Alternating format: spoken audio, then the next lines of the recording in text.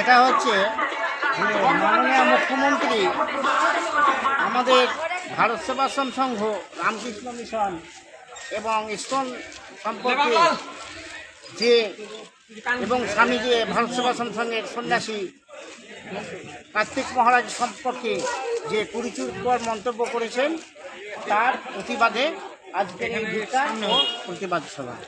এটা কাদের পক্ষ থেকে করা হলো? এটা ভারত সেবা সংঘ অনুমোদিত আমদল হিন্দু মিলন মন্দিরের পক্ষ থেকে। কটার সময় আরম্ভ হয়েছে? এটা 4টার সময় আরম্ভ হয়েছে। 4টার সময়। জয় শ্রীরাম, জয় শ্রীরাম, জয় শ্রীরাম, জয় শ্রীরাম। কে কে উপস্থিত ছিলেন এখানে?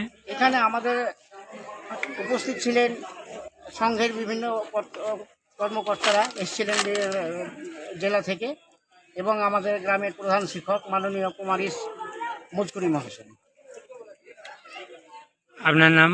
আমার নাম অলোক কুমার দাস। আপনি এই মিলন মন্দিরের সম্পাদক, আমদল মিলন মন্দির। আমদল মিলন মন্দিরে। তিনি নাকি সারদা মায়ের মতো, তিনি নাকি রাসমণির মতো।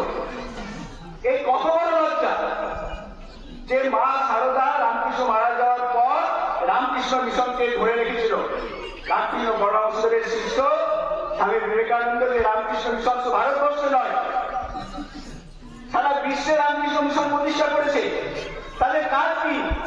দুস্থ, দুঃখ, দরিদ্র, বন্যা, আত্ম পীড়িত, ভূমিকম্প, এইসবে যারা ক্ষতিগ্রস্ত হয় তাদের সেবা করার জন্য সরকারকে ছুটে যায় ভারত সেবাশ্রম সংঘ, রামকৃষ্ণ মিশন, ইসকন। যে কোনো জায়গায় আপনারা দেখতে পাবেন তাদের সেবা, জীব জ্ঞানের শিব সেবা। তারা প্রত্যেকটা জীবকে শিব জ্ঞানে সেবা করে, এটা রামকৃষ্ণের বাণী। আর সেটাকে আদর্শ করে রামকৃষ্ণ মিশন ধীরে ধীরে তৈরি হচ্ছে। আর সেই রামকৃষ্ণ মিশনের অপমান করা হচ্ছে। খুব ভালো করে ভাবনা চিন্তা করে দেখুন, রামকৃষ্ণ মিশন বা কার্তিক মহারাজের আসল উদ্দেশ্য নয়। এখানে কয়েক পার্সেন্ট ভোটের জন্য আমাদের যাদের দেশ তাদেরকে অপমান করার জন্য একটা সুচতুর পন্থা নেওয়া হয়েছে।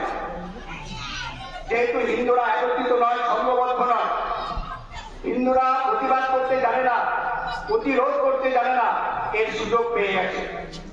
আমরা অনেকবার অনেক আঘাত পেয়েছি। মন্ত্র থেকে তিনি বলছেন সাধুরা আবার কি রাজনীতি করবে? রাজনীতি তো সাধুদের জন্যই। আপনারা তো ভগবান কৃষ্ণের নাম শুনেছেন, তিনি বিখ্যাত রাজনীতিবিদ ছিলেন। যদি মহাভারত পড়েন তারা দেখতে পাবেন শ্রেষ্ঠ রাজনীতিবিদ হচ্ছেন স্বয়ং ভগবান কৃষ্ণ।